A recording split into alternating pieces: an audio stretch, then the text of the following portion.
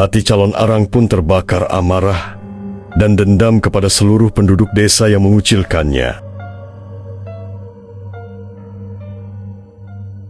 Pada malam purnama, ia pergi ke pemakaman kuno, membawa dupa dan sesajen. Dengan mantra kuno yang bergetar di udara, calon Arang memanggil arwah jahat dan memohon kekuatan kegelapan. Langit mendadak kelam, angin menderu, dan hujan turun deras seolah bumi menangis. Sejak malam itu, wabah aneh menyebar di desa Girah. Penduduk jatuh